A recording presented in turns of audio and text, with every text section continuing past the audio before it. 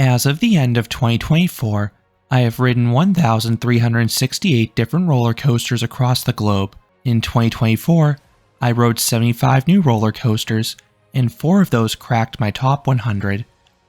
Other coasters moved up as I rerode them, while others moved down. This video will be part 1 of my top 100 coasters. This video will feature spots 100 through 51. The top 50 spots will be released in a separate video in the near future, or if you're watching this later, it will already be released. This list will only include coasters I have personally ridden.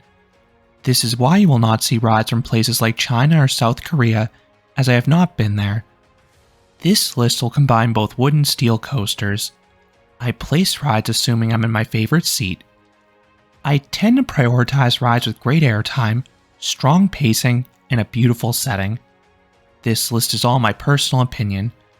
I don't expect anyone to have the same list as me. When comparing two rides, it comes down to which one I have more fun on. If you want more in-depth thoughts about many of these rides, I already have separate reviews posted for almost every coaster in this list. And to avoid being redundant, assume the rides in this list are smooth unless otherwise noted. Starting off the list at number 100 is Guardians of the Galaxy Cosmic Rewind at Epcot. This is a highly themed indoor coaster from Vekoma. There are multiple pre-shows of big-name actors. Then the coaster takes place in a giant show building with a starfield effect, giant screens, physical props, and onboard audio. Then the layout is long and dynamic, featuring a series of airtime-filled dips and fairly forceful turns, all of which are accentuated by the controlled spin, so you can take the elements in some weird orientations. Number 99, Wild Mouse XXL on the German Fair Circuit. This is a supersized mock Wild Mouse. You have 2 large zippy drops at the start. Then, you charge into the standard layout, but with way more speed, and there are no trim brakes, so the hairpin turns offer some of the most vicious laterals of any coaster, and the dips at the end offer legit ejector airtime. And adding to the fun is a funhouse-style queue loaded with gags. Number 98, Baldur at Liseberg. This is an Intamin prefab. It is formulaic, as it consists of 1 or 2 airtime hills followed by a turn.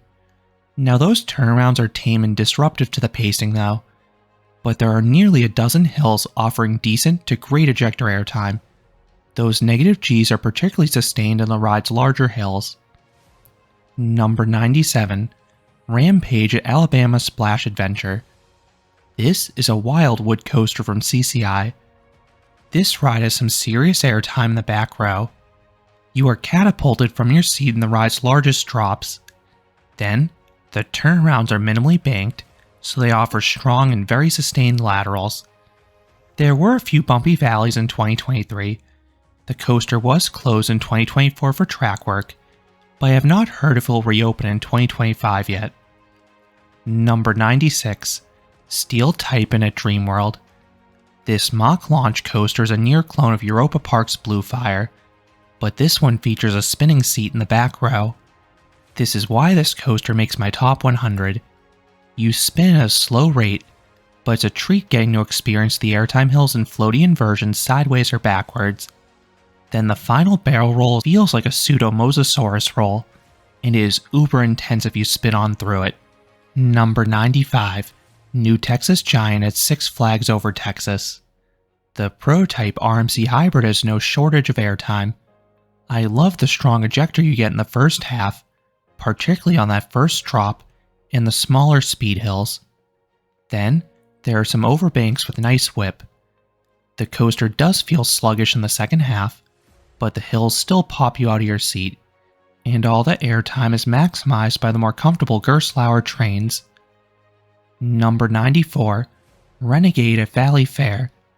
This is a great GCI wood coaster. I love the secluded setting, which yields awesome night rides.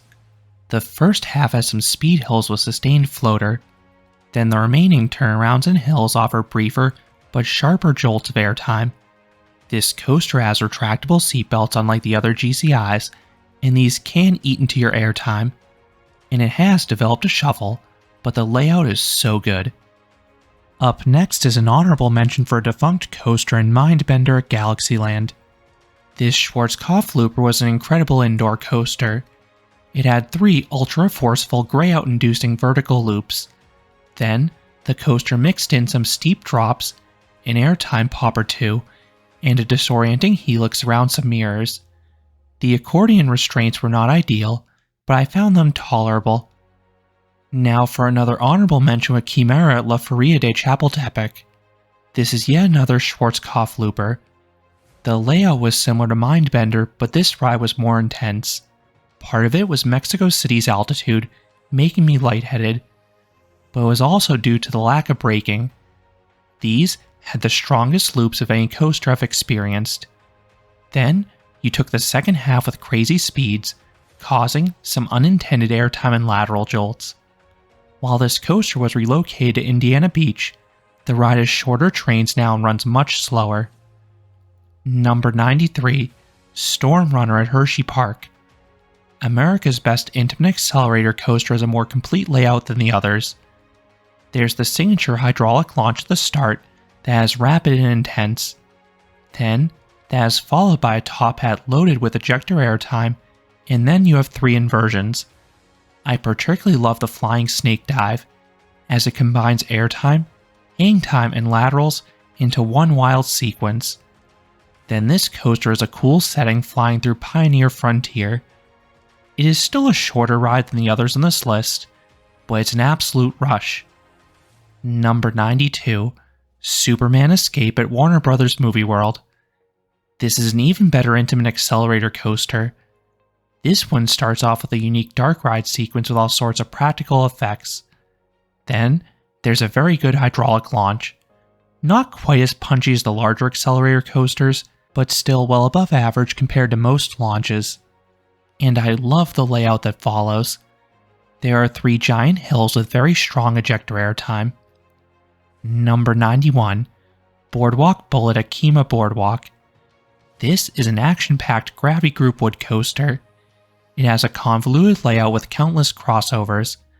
This results in some great visuals start to finish. Then the first half is out of control between the larger drops and smaller hills, all of which offer really nice airtime. The negative Gs are dialed back a bit in the second half though.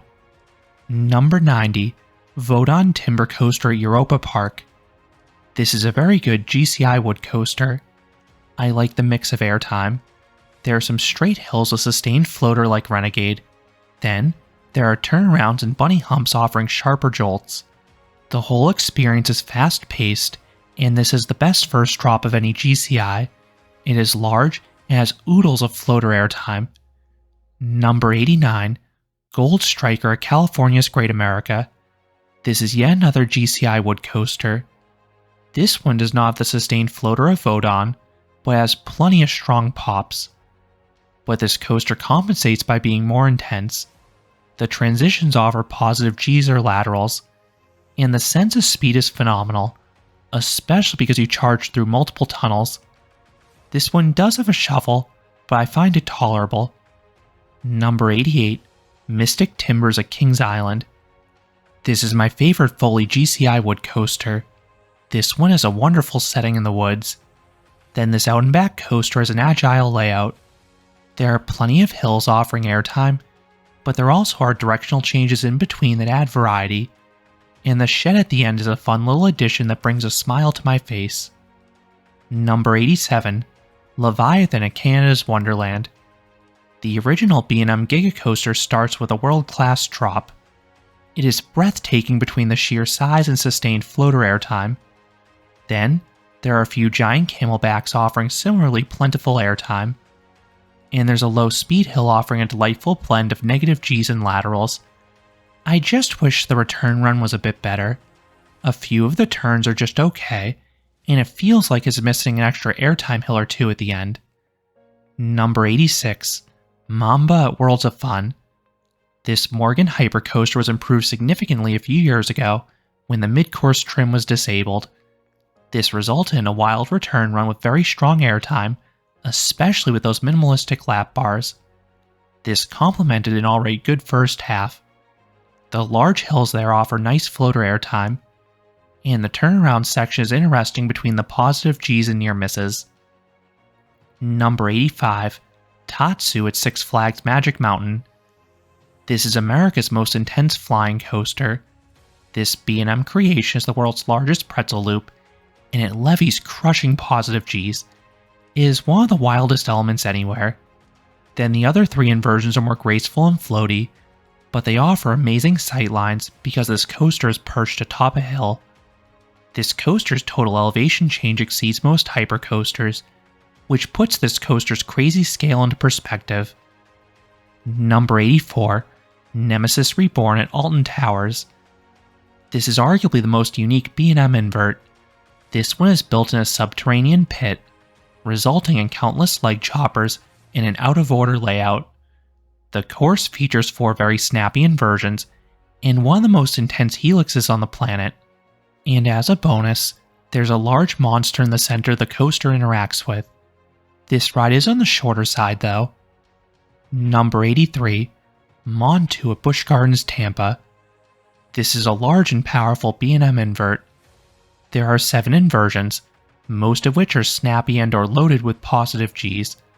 I particularly love the uber snappy Batwing. The snaps in and out of it are heavenly, as are the Gs in the valley.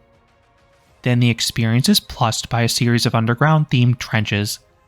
These accentuate the speed, which is already significant to begin with. Number 82, Osiris at Parc Asterix. This is yet another Egyptian-themed B&M invert. This one has some interesting visuals as well, but it has a more varied layout.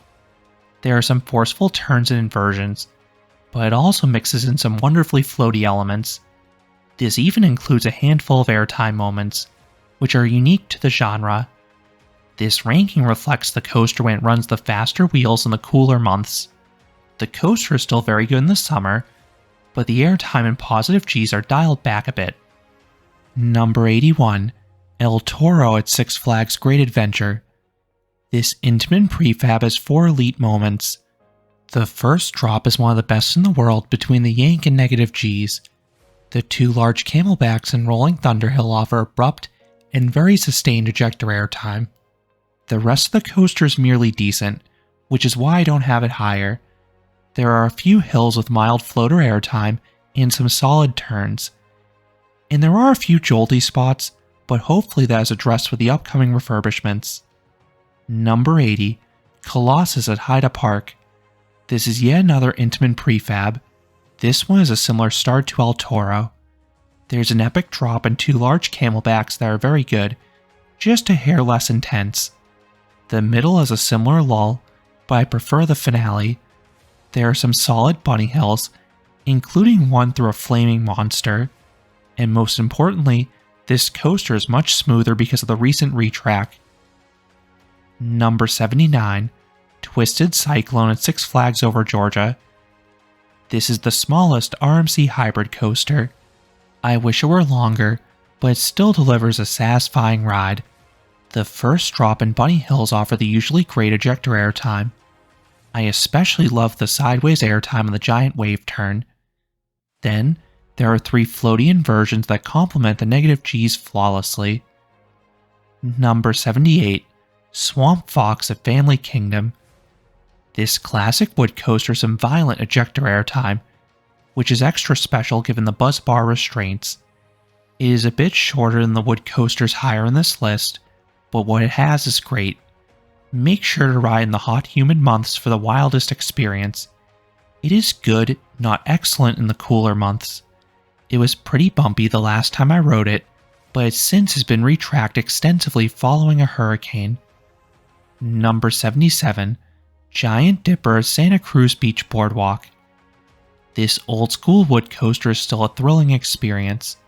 Several drops in the back row have great flagector airtime, especially if you're on the smaller side, because it operates with single-position lap bars. Then, the laterals on the turnarounds are extremely powerful. They will throw you across the train and pin you there. This does not have the same speed as the coasters higher in this list, but the forces certainly deliver. Number 76, Ravine Flyer 2 at Waldameer. This Gravity Group wood coaster is a unique location, going down a ravine and across a highway. Then the layout is forceful too. The first half is particularly sweet with a fantastic first drop, the bunny hills with plentiful floater airtime, and all the rapid directional changes. The coaster loses steam in the second half, but there are still some decent airtime pops at least. Number 75, Hagrid's Magical Creatures Motorbike Adventure at Islands of Adventure. This is an immersive multi-launch coaster from Intamin. The coaster has onboard audio throughout, some animatronics, and nice set pieces. Then the ride itself is a fast-paced and engaging experience. All 7 of the launches have kicks to them. Then, the turns have solid Gs, particularly if you're riding in the elevated motorbike seats. Add in a long duration, some sneaky tricks, and this is a lovely experience. It's just not as intense as the rides higher in this list. Number 74, Monster at Adventureland. This Gerstlauer Infinity Coaster finds creative ways to get you out of your seat, especially because you have just lap bars. You have strong ejector airtime on the Beyond Vertical drop. Then, you have sharp laterals on some of the turns and inversions. Other parts offer traditional and lateral hang time, particularly the final 2 elements thanks to a cleverly placed trim brake. Number 73, Cannibal at Lagoon. This unique coaster starts off with an epic drop. It is a hyper-sized Beyond Vertical plunge. It offers powerful and sustained ejector airtime. Then, there are 4 exciting inversions. The element offers high positive Gs. The dive loop and subsequent dip offer nice bursts of airtime. Then, there's a double barrel roll with some terrifying hang time. The coaster then finishes with a fine helix. I wish there was another good element or two towards the end to finish with a bang. Number 72, Lightning Run at Kentucky Kingdom. The prototype Chance Hyper GTX is RMC caliber forces. There are some sustained hills during the first half, but most hills offer briefer airtime pops. The final few hills in particular are some of the sharpest ejector bursts of any ride. I love the finale. This coaster just does not have the speed or sense of speed of the coasters higher in this list, but I love the power. Number 71, Alpina Blitz at Nigloland. This mock creation is another smaller ride with forces akin to a hypercoaster. The drop has solid ejector airtime. Then as a bonus, the following turn is a hard gray out for me. The large remaining hills have some floater airtime. Then the other hills have good ejector airtime, particularly the S hills once the ride is warmed up. I think Lightning Run's airtime is a bit more violent, but I much prefer the open trains and restraints in Alpina Blitz. Number 70, Junker at Powerland. This is another Gerstlauer Infinity Coaster that feels similar to Monster, but this one starts off with a powerful LSM launch. While the hang time is a bit less extreme in this ride, I think the laterals and airtime are stronger and more plentiful. Number 69, Wicked Cyclone at Six Flags New England. This RMC hybrid coaster is loaded with strong ejector airtime, particularly in the first 2/3. Then there are 3 floaty hangtime filled inversions. The pacing is not perfect though. A few of the turns don't do too much. Then this coaster tends to run sluggish during the last lap, but it at least still finds ways to buck you from your seat. Number 68, Wonder Woman Golden Lasso Coaster at Six Flags Fiesta, Texas. This RMC Raptor is cartoonishly fast-pacing. It looks unreal off-ride. The train rips through the layout. The 2 largest drops offer some of the sharpest ejector airtime on the planet. Then the dive loop and S-hill also offer intense negative Gs, while paired with wild laterals. The coaster is extremely short, which prevents it from placing higher. Number 67, Railblazer at California's Great America. This is a mirror clone of Wonder Woman. I give this coaster a slight edge though because it runs a bit smoother, and the rockwork in the valleys enhances the already amazing sense of speed. Number 66, Mako at SeaWorld Orlando. This B&M hypercoaster is an exceptional first half when it runs untrimmed. It was trimming more consistently for me in 2024, even on the cooler days, but I still got very strong floater airtime in the first drop and the big camelbacks. The second half is not as airtime centric, but the swooping turns can offer some laterals and nice visuals. Number 65, Steel Dragon 2000 at Nagashima Spa Land. This Morgan Giga coaster feels like a bigger version of Mamba. You get some sweet floater airtime in the outward legs giant hills if you're on the ends of the train. There's also unfortunately a bit of a rattle here. The turnaround section is not super intense, but it's long and fast. Then the finale is the highlight. It is a seemingly never-ending series of bunny hills, chock full of floater airtime. Number 64, Mahuka Wallaby Rhone Alps. This Intamin single-rail coaster has excellent pacing. You charge through the layout. There are no dead spots, and the speed is enhanced by some theming elements. Plus, this coaster offers an exciting blend of airtime and inversions. There are several spots of strong ejector, most notably in the outer bank top hat. Then all three inversions lift you out of your seat, particularly that final barrel roll, and the two launches are strong despite being tire-driven as well. Number 63, Terran at Phantasialand. This Intamin multi-launch coaster is visually stunning. You wind past rockwork and through the village of Klugheim. This makes the layout highly unpredictable. Then each half starts with a punchy launch and some twisted hills with strong airtime and laterals. The end of each half fizzles out a bit, but the visuals never relent. Number 62, Time Traveler at Silver Dollar City. The Pro-Type Mach Extreme Spinning Coaster is pure fun. The spin allows you to uniquely take elements sideways or backwards. The inversions are wonderfully disorienting, and they offer nice force. Then, there is some great airtime, particularly on the epic vertical dropout at the station.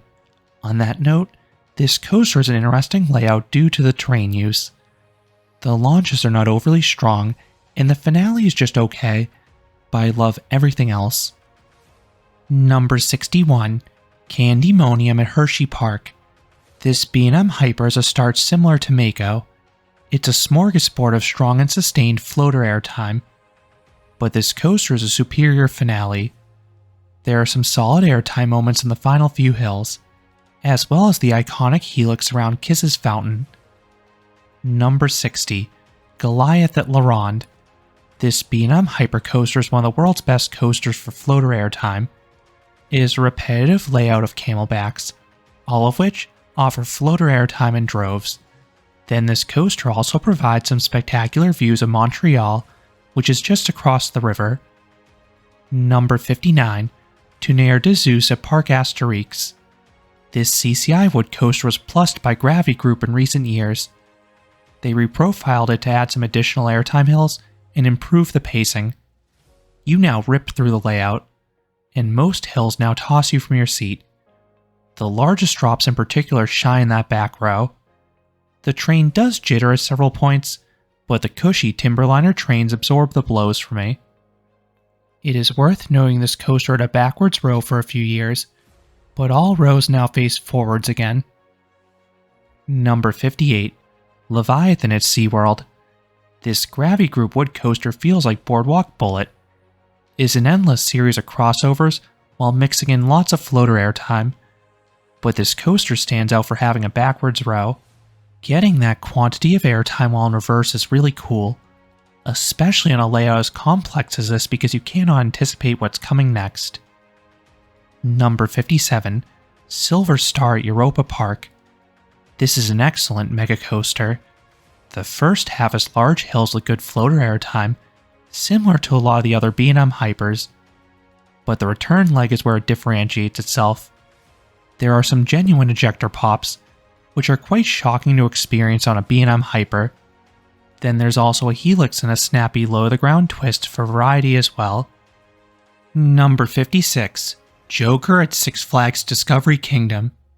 This is one of RMC's best coasters for inversions. This hybrid coaster is three that lift you out of your seat, with that stall standing out in particular. The sustained inverted airtime mixed with copious head choppers is magical. Then this coaster also has plenty of abrupt ejector airtime as well. There are some turns along the way that are just okay, so the pacing is not as tight as some of the other hybrids that are higher on this list. Number 55. Ice Speed at Mirabilandia. This Intamin launch coaster is a diverse ride. The LSM launch has solid yank. The top hat and camelback offer sustained ejector airtime. There are some directional changes with rapid snaps. Then the two barrel rolls wildly chuck you from your seat. I just wish this coaster had lap bars. You need to lean into the turns to avoid bashing your head in the hard restraints. The finale also peters out, but the first 3/4 are excellent. Number 54. Maverick at Cedar Point. This is yet another Intamin coaster that's a jack of all trades. There is some violent ejector airtime, particularly on the beyond vertical drop. The following low turns offer speed, laterals, and positive Gs. There are two decent corkscrews, then the second half is a strong LSM launch in the dark, and some super snappy stangle dives that'll ragdoll you in the train. This is another one that I wish had lap bars to better maximize the forces, but at least there are soft straps so it doesn't hurt if you hit the restraint. Number 53. Pantheon at Busch Gardens Williamsburg. This is another Intamin launch coaster. This one's defining moment is the swing launch sequence. There are bursts of acceleration, but it's also paired with a bunny hill with crazy ejector airtime, particularly when you take it in reverse. And you also have a spike with lots of weightlessness. The second half then has some great elements, including a powerful top hat, a large outer bank with sustained sideways airtime, and a lovely stall. I do wish there were a few more elements towards the end, but I love what it has. Number 52. Orion at Kings Island. This is an even better B&M Giga coaster. This one starts off with a drop equally as good as that of Leviathan's. It is a seemingly never-ending plunge. The rest of the first half switches between forceful valleys and large hills with some unique but weak sideways airtime. Then the second half has some additional airtime hills offering flagector airtime. And there also is a fast and forceful helix. Number 51. Sky Rush at Hershey Park. This Intamin Hyper received new restraints in 2024. This did improve the comfort, but it ate into the intensity.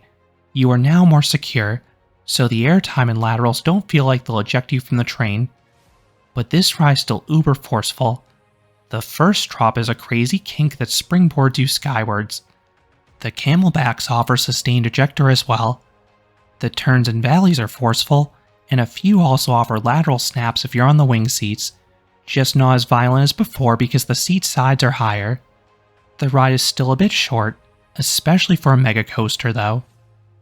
Those are spots 51 through 100 in my top coaster list as of the end of 2024. Check back shortly for part 2, which will contain the top 50 spots. What are your thoughts on these coasters? Are there any that you think are too high or too low? Let me know down in the comments. If you enjoyed this countdown, I would appreciate it if you gave this video a like, and you consider subscribing, because there'll be a lot more roller coaster and amusement park videos here at Canopy Coaster. Thanks for watching.